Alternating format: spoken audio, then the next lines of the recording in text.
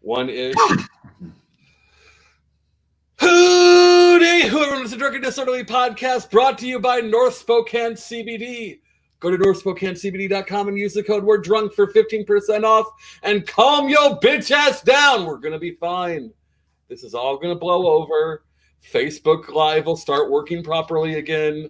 And then we'll start hitting you up for money because everything will be fine and you can give us money again. But for now, I'm going to lay off that. Instead, maybe you should give this guy some of your money because he's running what I think is the most important race in the party.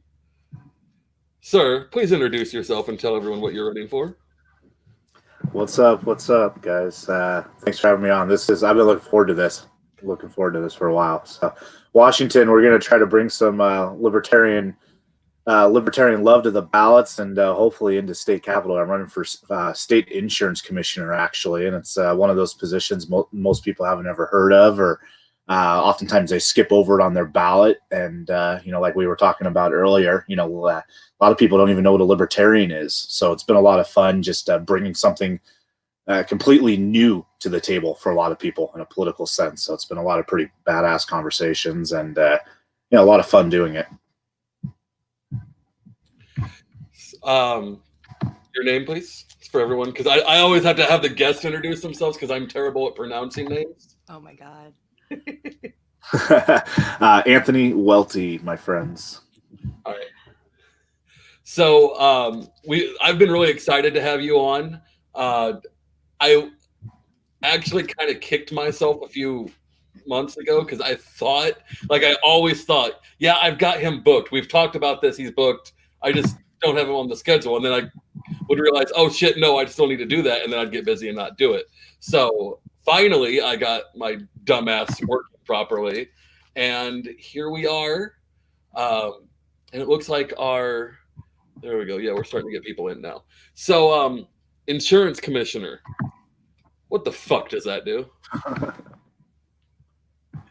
Please explain, because neither of us are exactly sure. Yeah, I have no idea. Yeah. Well, it's not a legislative position, so I don't get a vote don't get a vote on any bills or cast any votes in that sense of a way. So it's a pure regulatory position. Basically, it's a libertarian hell. That's a bad word. Regulatory. Yeah, it's pure bureaucracy and red tape. But the intent behind the position is good. It's insurance, consumer protection, right? And there's a lot of bad actors out there, and making sure consumers are protected from fraud and things of that nature are a good thing. But not when it's in the hands of the government, right? Like there's so many free market ways that we could be doing this, and making insurance more affordable and more accessible to people, and bringing cheaper policies into the market and things. So I've had a lot of fun bringing some of our ideas into the fold. Even things like certificate of need laws recently, it's been a topic I've been talking about for the last 2 years. And now all of a sudden, here's this big outbreak and we're short on hospital bed space. I'm like, see, this is stuff that, I've been talking about is a real issue. And here you go. This is the solution that you could have had. So now's the time to change the regulations and then keep them changed. And so it's been a lot of fun in that respect. But basically, the position regulates your home insurance, your car insurance, your business insurance, your health insurance, approves policy, goes after fraudsters, levies a lot of fines, wields a mighty hammer, and hasn't really done a whole lot to keep rates down for anybody. So how do I say this? So we have a pandemic going on right now. Is there would that office have any power to affect how the government responds to that pandemic, or is it more of, well, I guess I don't really have a way to phrase that any better. Yeah, no. So that's a great question, and yes, it has affected it in a way that is ultimately just going to pass the buck from prices this year to prices next year. So recently, the state insurance commissioner here in Washington essentially forced all health insurance carriers to cover all the testing for free and without deductible. So basically, the consumers don't have to pay any of the cost up front, and everybody is trying to get tested right now. So the insurance carriers are being forced to cover that in ways that their contract otherwise wouldn't allow for. So the insurance carriers are kind of getting the raw end of the deal there. And really what I think is a headline grabbing attempt to look good and look like the government is doing something for the people right now, because ultimately all that's going to do is change the premiums from this year to next year, right? Eventually that cost is going to get passed down to us no matter what. The insurance commissioner should be talking about reducing the cost of insurance by removing taxes on health insurance, by removing taxes on healthcare providers, by removing taxes on medical supplies, and working with insurance carriers and be like, look, I know we've taxed you for hundreds of millions of dollars year after year after year. If we do away with these taxes on these products, will you come in here and offer these tests for free? We'll let you get the publicity. We'll do this as a team, right? There's so many healthier alternatives, voluntary ways that the government could work with these corporations, so everybody comes out a little bit healthier. And instead they're just wielding a mighty hammer and forcing insurance carriers to do one thing, and ultimately the customers are just going to pay the price down the road. So and there's been a couple other scenarios there. So I think they're really stuck in their box of thinking. And I think the general public is starting to see some of the BS here. I think they're still stuck in their partisan arguments. Left hates right, right hates left. But I think they're both starting to see collectively how screwed up this is. So I think there's going to start being some walls shattered, some glass shattered, that I think libertarians, if we communicate effectively, I think we can start building some inroads and showing people where our solutions will actually provide relief immediately.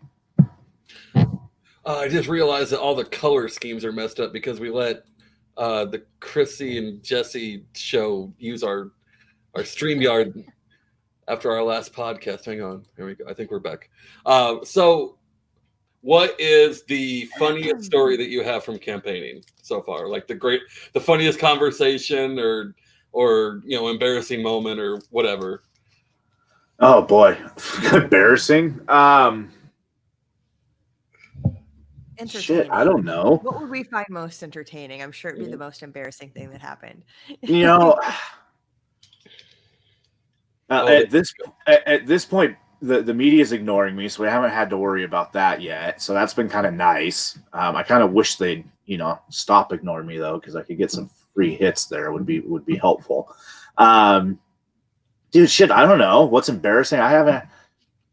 What's embarrassing to me? Here's something that self-critical here. My grammar and spelling sucks, and I go quick. And a lot of times I'm posting when I got a 4-year-old crawling on me as I'm campaigning full-time and homeschooling. So a lot of times I'll try to save something and I'll hit send before I get a chance to proofread it.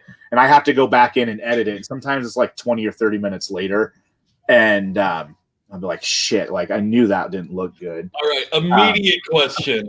Why are you posting on your social media? Who is your social media person? We don't have one right now.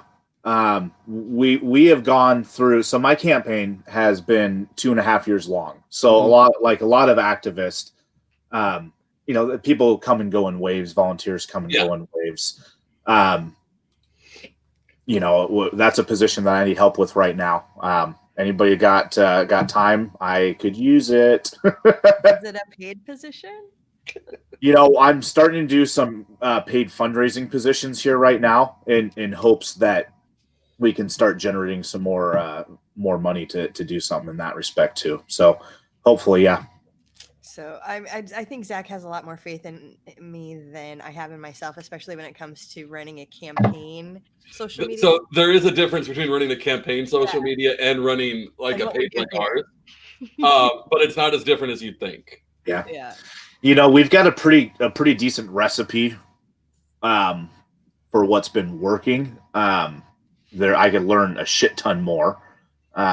But a lot of what I need help with right now in that respect is just manpower, people with time to man post and then to stay consistent with that. So I don't have to start popping in every day and helping. Mhm. So, it's just a manpower issue. We've had a lot of great help on graphics through Facebook. My original campaign manager, Christopher Roloff out here in Washington, he helped us really kick off. We went from 300 followers to a couple thousand in a really short period of time. Had a bunch of 250,000 hit type posts, and then Catherine had some really big memes for us, and really helped build kind of the foundation of a really strong libertarians following here in Washington, and kind of patriot following. But as time goes, people get busy and they've got families to get to, and so now I just need to get a couple more people on deck and helping. So if you got some keyboard warriors out there watching, hit me up, Welti4Wa, hashtag be free. I'd love your help and your ideas. All right, we'll talk tomorrow. When everything wears off, we can at least give like the functional advice of how Facebook works. Are you drinking red wine tonight? Mm-hmm. Cabernet. Cab. Coppola's, it's like a special whatever. It comes with this gold stuff around it. It's all fancy looking. You got to cut it off. I love it. So go ahead. Yeah, I was just going to apologize to our viewers for the lack of my eyeballs on Tuesday night show. They were not visible for any part of that show. I may have had some fundraiser candy.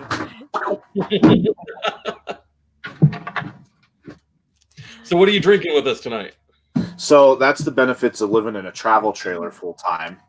Is I have my bed and my kitchen and refrigerator are like 3 feet apart. But we're drinking a local beer, Crucible Brewing, and this is actually my buddy's beer. Nice. Rocket Ship IPA, I think is what it's called. IPA? Yeah. They're So why are you living in a travel trailer right now? That's got to be really interesting way to navigate life. Yeah, it's been fun. How long have you been doing that? Since September. So what's that, like 7 months now? Coming up Wow. on 8. So we my wife and I had a nice little rental apartment like 2 blocks from the beach. Really kind of cute beach town here outside of Seattle. Great affordable rent actually for the area. And we basically packed everything up, put it in storage. What we didn't put in storage, we sold. Like literally sold our beds and our dressers and stuff. Actually moved in with our in-laws for about a year while we bought this trailer and renovated it. Got out of the purchase for about $3,500 plus theft, and then remodeled it from the studs up. Wow. It was nasty, and but now it's nice and pretty. And my wife did an amazing job. She's like all into like Pinterest refurbishing, and but she's like super like grab the saw and like let's get after it. So Yeah. she killed it in here, and we had a bunch of volunteers. We were doing work parties and stuff, and feeding everybody and booze and stuff, of course, and having a good time with it. But Did you yes, we post before and after pictures? so I've got all the before. We haven't done the after yet, so we're gonna do a cool little video with it and Okay. Cool. do something. That'd fun be with really it. But neat. I do a lot of that stuff on Instagram. It's been a fun way to communicate with people in a less political sense. A lot of people don't go to Instagram for politics, but they also want to know who you are. And I don't know, it's not really my, Instagram necessarily isn't my thing, but I've actually had fun because it's been nice to not be political there and like just be able to share pictures like, hey, look at this cool place we went to. So Definitely. I think the way we do this show a lot of the times, it's like I will spend all day on it never fails. A day where we have a podcast, I will spend all day on Facebook just like fighting politics and stuff, and then I'll come on here and be like, I don't want to talk about politics. I burn myself out. Yeah. Yeah, it's tiresome, sometimes I can, it can get frustrating, when you just feel like you're banging your head up against the wall. And I think it's for somebody like me who's only been doing this for a couple of years, it's important to remember that this is going to be a long race. There's going to be a lot of this, and so kind of just going full bore here for this campaign has been the exact opposite of what I should be doing. I mean, this is kind of the home stretch for you, considering how long you've been running. Yeah, and I did this because I saw an opportunity to have a shot at winning. Right, I saw a specific way that we could win this race and why it was winnable, but not necessarily knowing that it was likely. And now we've gotten to this point 2.5 years in where fundraising is going good, support's going good. We still need a social media manager. Are you But we're what's that? Are you doing commercials and stuff? No. We're going to be doing that later. I actually just got Facebook ads paid here in Washington. They had banned them for a while, and I just got that. That's going to be probably where I dump probably 50% of my advertising money. Will just be straight into Facebook. That's huge. It's how Donald Trump won, I think, in a lot of ways with social media. I think he outspent Hillary by like $76 million. So well, he's doing it again. If you look at the way this race is shaping up, the only candidates that were really hitting social media anywhere near him were Tulsi and the communist. Why can't I think of his name? Bernie? Thank you. Yeah. Like which one? You got to narrow it down. But he's the most commie. He's the longest running commie that's ever commied in the commie race. So he's the godfather. Yeah. So this has got to be like the home stretch for you, though, because you've been running this race for a while. Yeah, it actually is starting to creep up to where we're November, so whatever that many months that is. What are we? April? 5 months? 6 months? 8 months? Yeah, it's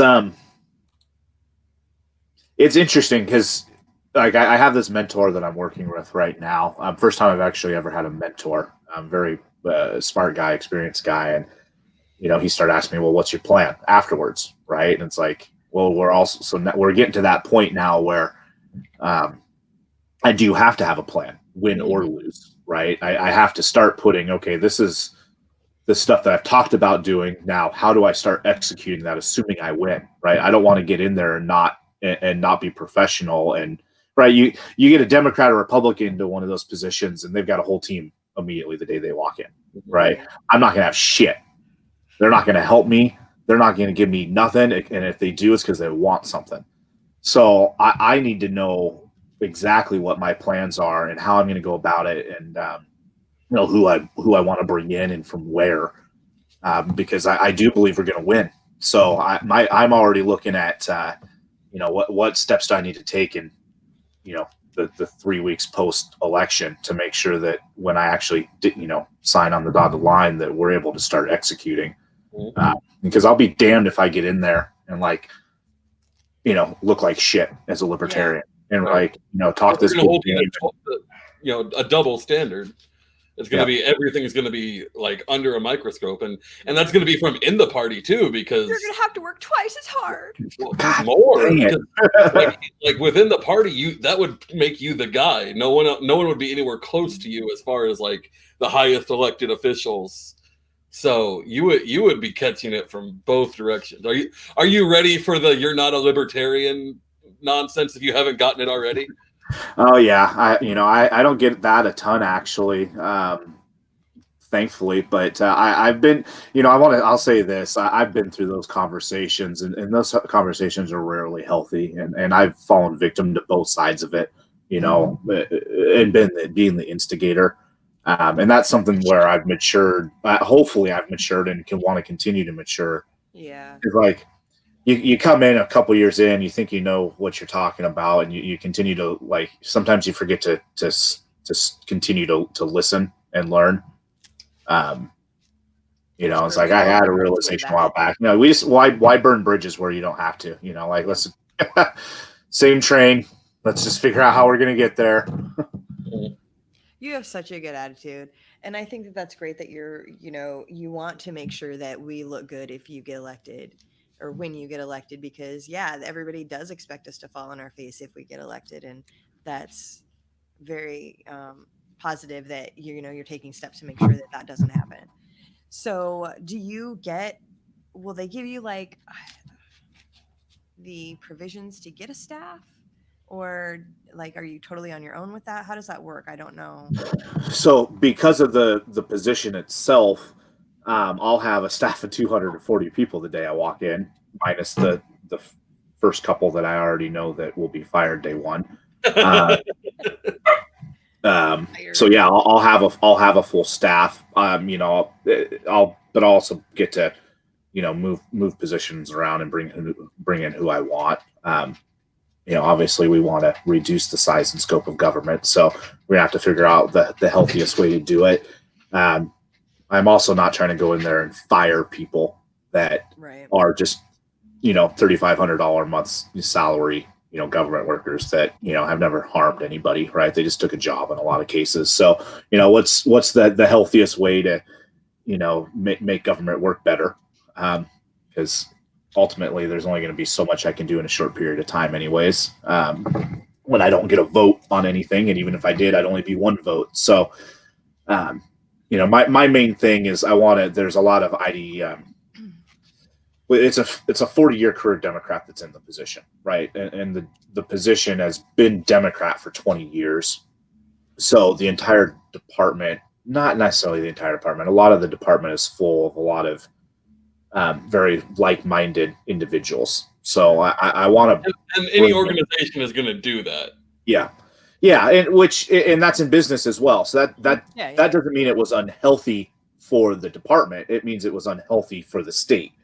And if we can get libertarians elected to some of these positions, and we can bring ideas from the left and the right into the fold, right, and think outside the box, I think we can make things work a little bit better. But main thing I'm going for, there's a couple of attorneys in there.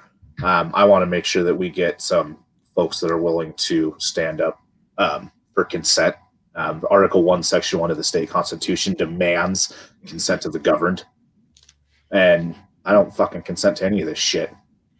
So we're going to get some constitutional attorneys in there that have that same heart.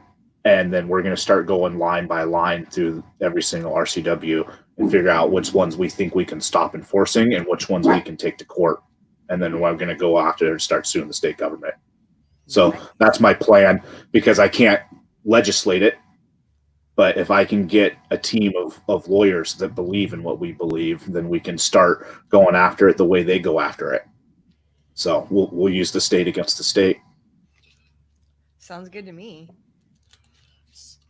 Is your opponent, like, how outwardly aware of you is your opponent? Is he ignoring, like pretending you don't exist, or are you a big enough threat now that he's starting to work on you a little bit? No, so the department's aware. I've received communication from within the department, so the department's aware. I've also talked to people from the department on my Facebook page that basically told me to move out of the state if I didn't like it. That was in the last week. Wait, that was from who? One of the state employees, one of the budget analysts for the department, wanted to basically tell me to leave the state if I don't like the regulations. So basically, Somalia. Go to Somalia. Yeah. And I can respond to that. Did you respond to that? I actually played nice in that scenario. For a handful of strategic reasons. There are a lot of times where I will try to use somebody else's comment to further a conversation in a post, right, and to monetize in a lot of cases. I've been able to get some donation money off of some people's kind of rude or ignorant statements, and we get a laugh out of it. So awesome. It's a good way. It's a good way to fundraise. How did you respond to that one? I can't even remember exactly. I think I just argued the point. The topic. I think I skipped over it.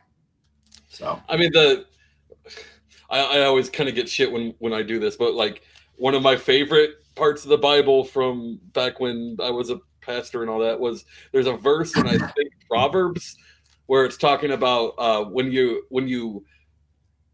react with grace and goodwill towards people who are attacking you, it's like heaping hot coals on them because it just makes everyone else around them be like, "Oh, you're an asshole. This person's being nice." So a lot of the times, half the time when we get a troll, that's how I respond, and the other half, it's just hellfire and brimstone. It's how I feel that day. Well, you can all, hop on those threads for me now. We're definitely at that point to where, I've loved engaging with voters. Because we started this so far out, I've really developed relationships with a lot of people through the Facebook and things of that nature. So now when I go up to events, there's people like, "Hey, it's Anthony," and I'm like, I actually get to meet people and get to know them that way. But as the campaign grows, like we were talking about the social media earlier, it's like I have to step back from that. We're now in election year.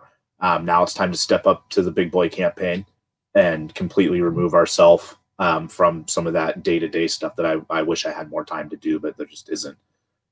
We'll find ways to stay connected. Especially now with not being able to shake hands. I'll actually be probably using social media a lot more. We're getting ready to do a lot of virtual town halls. Start doing a lot of question and answers, get some special guests on, and kind of making my own media essentially. Not my strong suit, but you got to adapt to what's in front of you. So we're gonna just go for it and fly by the seat of our pants. So we'll see. I think it would be, and because this is something I'm trying to beat into all of the local candidates here. Like, I don't know. Maybe AM radio is not the big thing in your state that it is here. So maybe doing a radio ad isn't as beneficial to you as it would be to us. But I think it's incredibly important for candidates to have a decent looking ad, like a video commercial and an audio ad. And they shouldn't be the same. It shouldn't be like the audio from the video. So I guess, are there people around that can do that for you? Do you guys have that kind of support system out there in Washington? Not for free. Which is actually sad. I put out some calls for some of that stuff and haven't got a lot of return. But we've recently just this week started paying for some edited videos. We've been campaigning very frugally for the last 2.5 years, knowing that I can't raise $3 million, and frankly, I wouldn't really want to put $3 million into the campaign system, Right. even if I could. So we've been very patient with some of these projects. If we couldn't afford to do something right, we skipped it and like, hey, we've got lots of time, let's get to it. And especially now, again, since we can't do the outreach, like I've had to cancel so many events already. My grassroots campaign has been so focused on event, 2 a day already. Yeah. So we're now changing to more of the video stuff and the audio stuff. And, we've got a little bit of money socked away so we can start, dropping a little bit of money on a project here or there. Definitely need help in that respect. Where would people give you more money? Well, that's easy. That's very easy. That's anthonywelti.com. There is a big donate button right on the page there. You can hit it repeatedly up to $4,000, and then pass the remote to your wife and have her do $4,000, and then your kid that's 18 or over, and then your niece that's 18 or over. Like, and just then go again, around the family room when you're What if dinner, just pass it around. What if my dog is over 18 in dog years? Does that count? It depends on if she actually answers the questions that are required by law. To circle back, sorry, dude, send me videos that you need edited. I'll do that. I got some extra time since today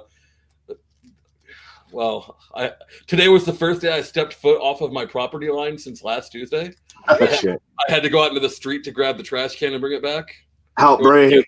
It was scary. I go to the store every single day. I have an elf for that. Usually multiple stores. Dude, I will die if I get this. Legitimately.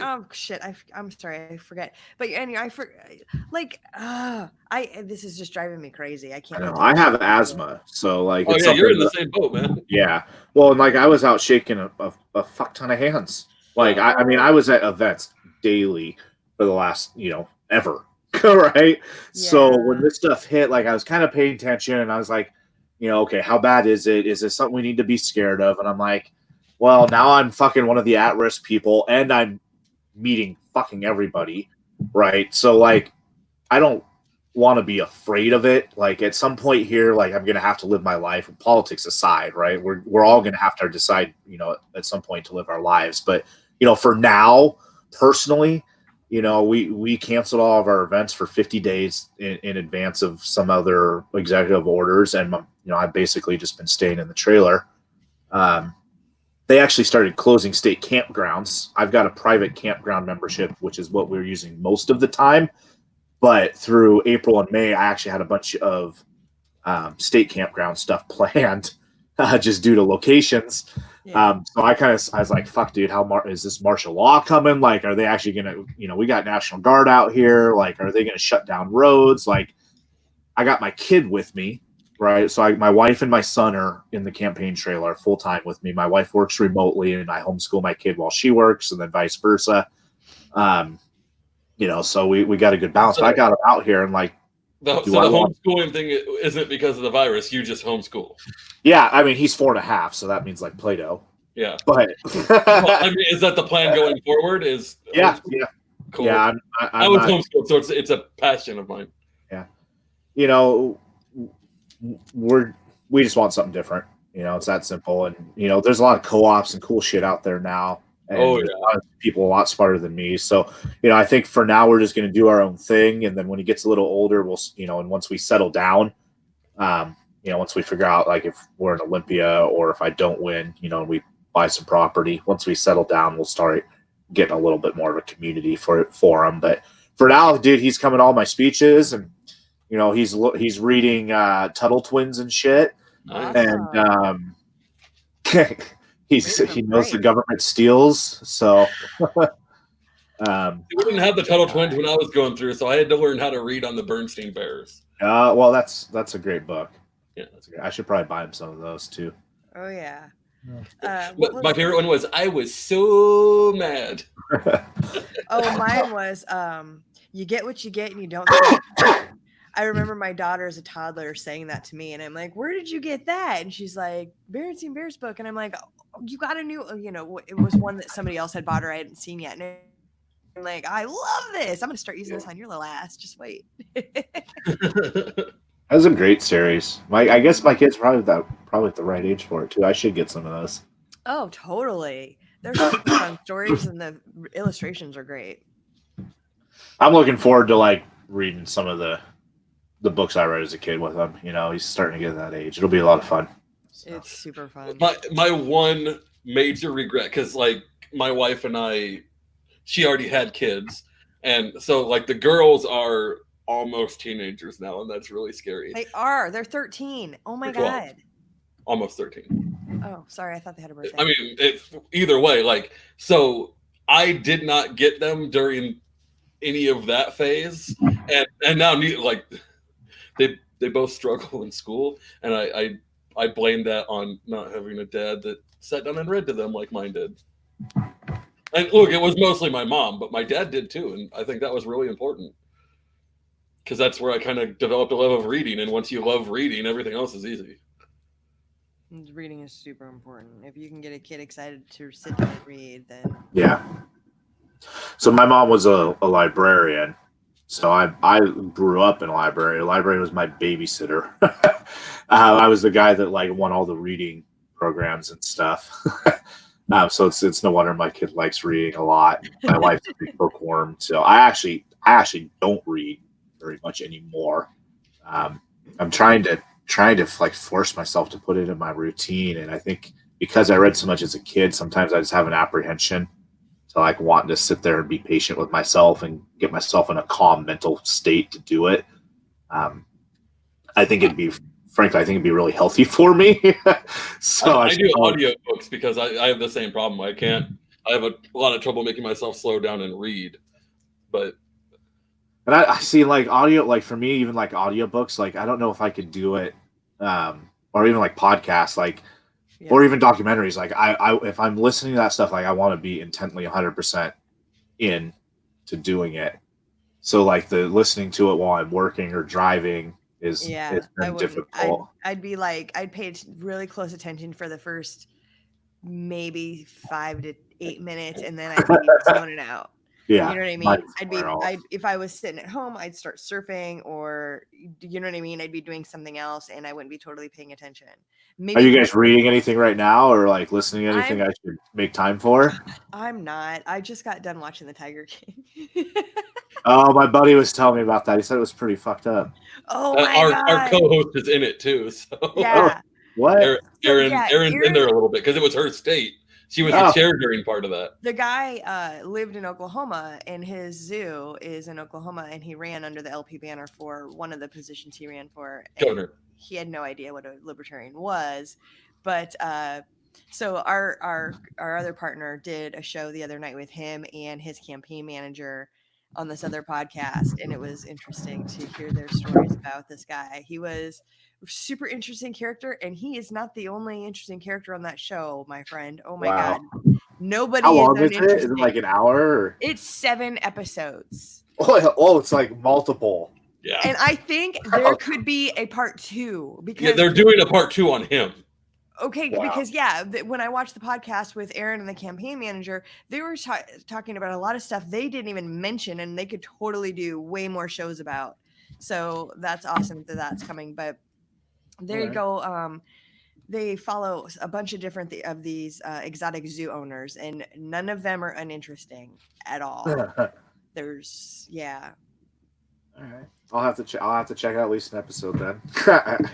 I got to watch the train wreck, right? I suppose. Yeah. Like I don't want to ruin it for you, but yeah, this guy, he's a gun-toting, mullet-having, gay, polygamist, country music singer, exotic zoo owner. Or there's more. I know there is. Meth head.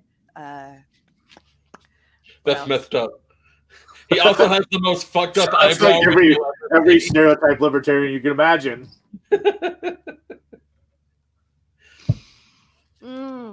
And he ran as it out. By the way, to circle back to your question about books, I went back through the Stormlight archive with my wife because she hadn't read any of them yet. And if you like high fantasy, the Stormlight archive is the best. So say the name one more time. The Stormlight archive. It's by Brandon Sanderson. Okay. Is it like a series of books or? Yeah. The first book is The Way of Kings. And then there's Words of Radiance and Oathbringer out so far. And then the fourth one is coming out this year. The caveat here is you need to understand what you're getting into because each of these books is bigger than The Lord of the Rings and The Hobbit together. Oh, shit. Sanderson does not mess around. He does. I'll tell you right now, I'm not going to read that. That's an investment I am not willing to make. I was going to Google it and be like, you know what? I'm gonna buy this book now and order it. And then you said that. The audiobooks are like 55 hours. Yeah, that's not. I don't have that now. No. So I've read one book. Get back after election, and then maybe. Yeah, that's crazy. I got a couple. I got like Mary Ruart's book over here that's been sitting on my desk. Which one? Both. Well, she's got a lot more than two. Or not both. Excuse me. I've got two. I've got Death by Regulation, and what is it? Short Answers. I can't remember the full title of that book. It's a bunch of her answers to different political questions. I'm spacing on the name of that one. But Death by Regulation. Mary's in the medical field, right? Yeah. So I follow a lot of her stuff, and I've read, a pretty decent chunk of it, but I haven't actually read her books. And she's, basically everything she's talking about is what I'm trying to get into the insurance healthcare conversation from the insurance commissioner. So it's yes, that would make very much sense that you're reading her literature. Yeah, she's been really kind. I've reached out to her a few times. She's pretty much the only kind of famous libertarian that I've ever even tried to talk to, simply because of the topic. Like I came into the party and I was like, I know there's all these famous people, and I'm like, I'm a nobody, I'm just this guy, brand new. And I was like, I know these people get hit up all the time. You win and you're going to be the superstar, though.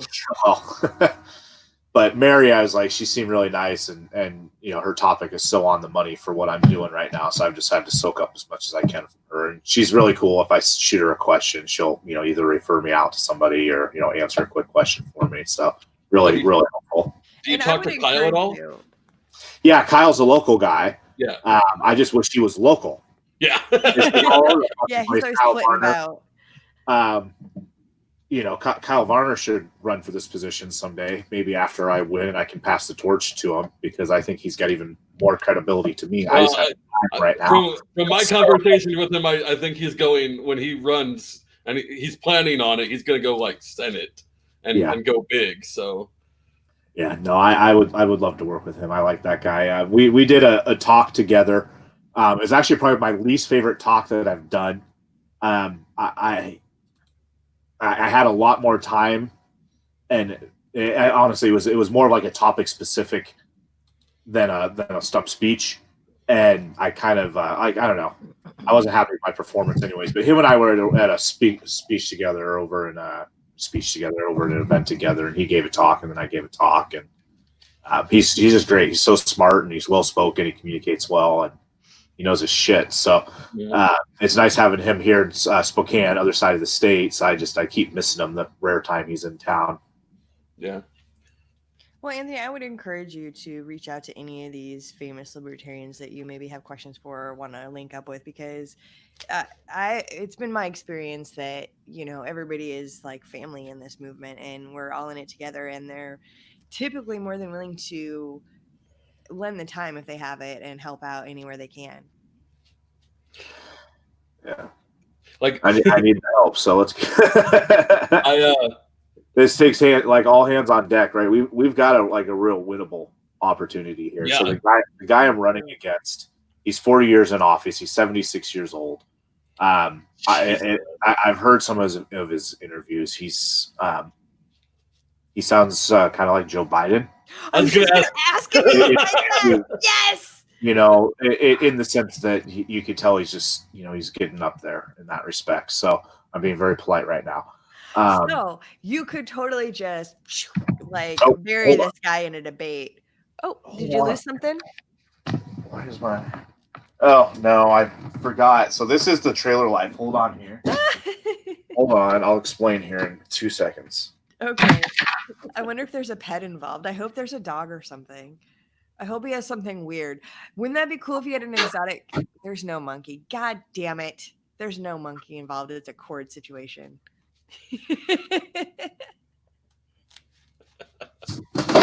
So while he's doing that, I am displaying our new logo. It's right off of Dre's shoulder. I will put the link. We're going to be advertising because we want to give the artist a shout out. But so this is going to be a new logo. Both designs are going to be available for T-shirts and all that. Like we're not taking anything away. Yeah, we're not taking anything away. We're just adding to. And we've got a guy that is going to help us make some cool T-shirts. And we're spending the little bit of money that we've made to do some artists, to get some artists assets and things like that. So this is where we're at. Welcome back. Did you need to plug in? Yeah, so I was plugged in, but I'm not. The trailer's not hooked up right now. I'm dry docking, as they say. So I plugged into the wall outlet out of habit, and thinking my Dell, which is a piece of shit, would hold a charge for more than 45 minutes. It didn't. What's up, Josh Smith? I see your comment. Thanks, homie. Washington. We could use it back here, actually, man. We need more help, more hands on deck. I don't But know. yeah, so He's kind of a goober. I don't know if he'd help you any. He's such a goober. I saw his fucking TikTok today. Good job. TikTok, isn't that like Chinese communist takeover? Yeah. Like, Oh my stealing god, your it's for data? children. Just kidding. But Josh's was hilarious today. No, it is for children. As Caleb says, any grown adult on TikTok should be arrested for pedophilia. Good thing I don't have an account there yet. You're going on a list, Josh. Oh shit. You're too old for that shit. Yeah, no, we're always having trouble like with the trailer, right?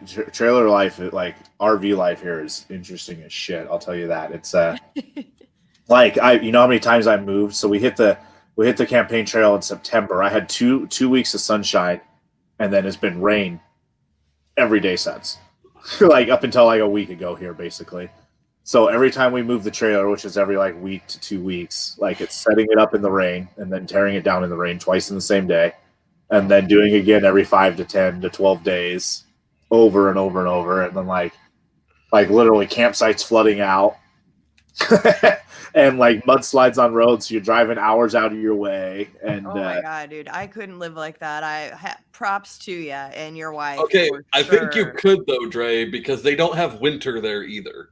Oh, that'd be nice. It wasn't. It snowed, but we went south, so we dodged the snow. But that was like once, right? So it's been like 35 and rain for 6 months. Oh my god. So okay, all right. So I've been to Seattle and it didn't rain the whole time we were there. One day we call it mist here, and people were literally running, and there was like maybe one streak of lightning, and people were losing their fucking minds. Okay, we have tornadoes, we have lightning, we have thunder, we have hail. Like we go outside for this shit to go take pictures. So when you say rain, what do you mean by rain?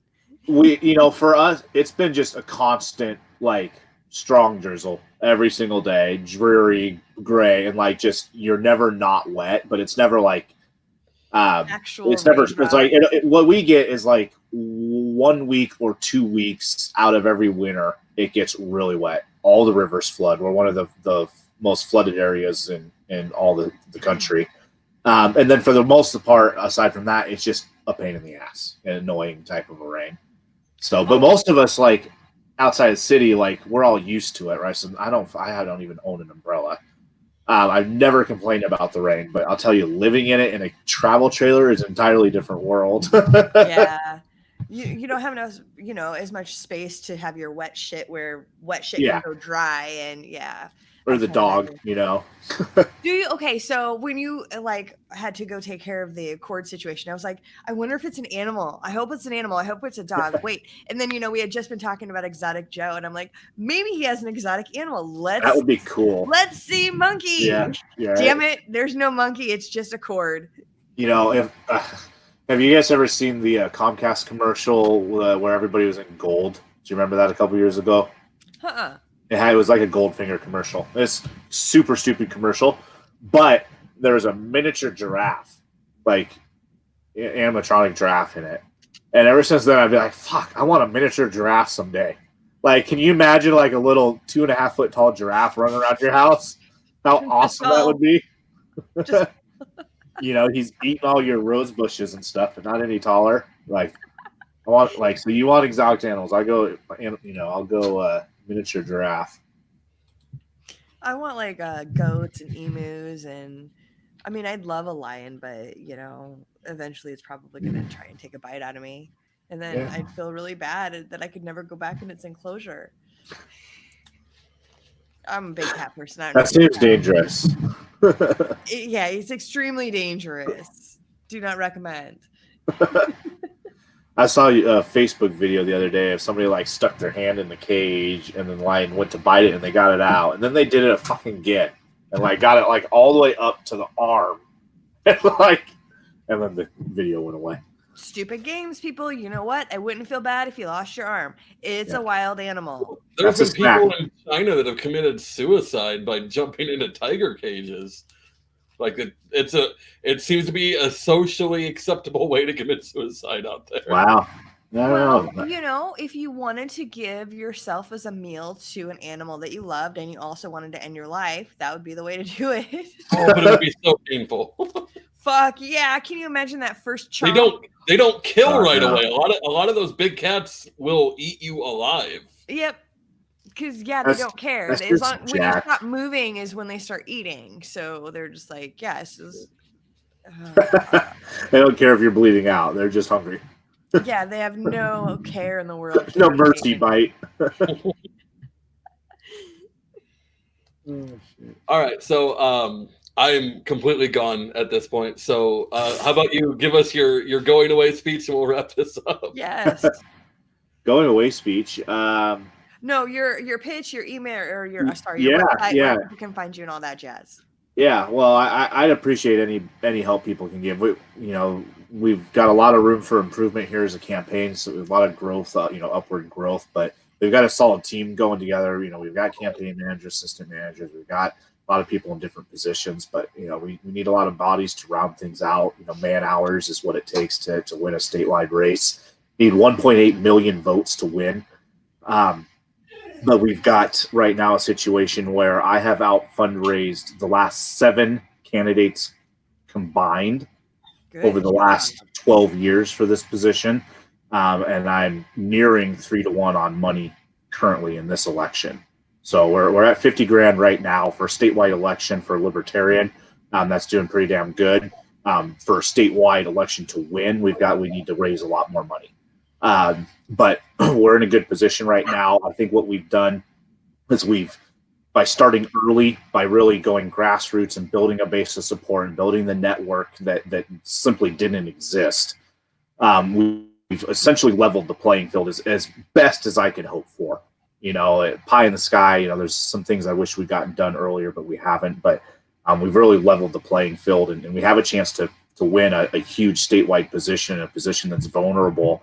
And we've got a lot of people that are liking my ideas. My kickoff party, we had 160 people at a libertarian kickoff party for insurance commissioner, something nobody's even freaking heard of. That's amazing. Good job. Yeah, so we were pleased. And the great thing about that was it was left and right and non-affiliated. It was a little bit of everyone. A lot of young people. The average age in there couldn't have been more than 35, really, maybe 40. But even that would be pushing it now, honestly.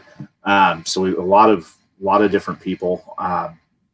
But any help you can give to the campaign, reach out to me through my website, anthonywelti.com. There's a contact me there you could send. There's also a donation link. The state max here in Washington is $4,000 per person. Right now, my incumbent's raised about 90% of his money from outside of the state.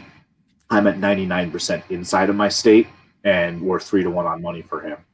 My average donation is about $50 a month, or $50 a person, and his is about $500. So we could use some help from outside the state. Libertarians, if you're looking to get behind a candidate, somebody in a winnable race that's put in the time, we'll definitely put your donation money to good use. We've got a lot of people that will verify we're already doing that. So donate on anthonywelti.com. My hashtags are BeFree and hashtag Welti, the number 4, and WA, W-A, Welti 4 WA. So social media, Facebook, Twitter, Instagram, whole 9 yards. So love to chat. If you guys can help, send out a word, like the page, hit a share, argue with some status in the comments. It helps the reach. Send your ideas, and let's get to work. All right. Well, awesome. Good luck to you. I think that you have an awesome campaign going, and I wish you the best of luck. Yeah, I appreciate it, man. It's all us activists all around the country, taking little things that work, learning from one another, because there's no one right way to do this. But we're gonna, win by win by just enough here, I think. So I appreciate the support. Well, I can't wait till we get to celebrate at your campaign or your election party. Dude, election party is going to be legit. We'll have to live stream because we might still be shut down. But no, it's going to be fun.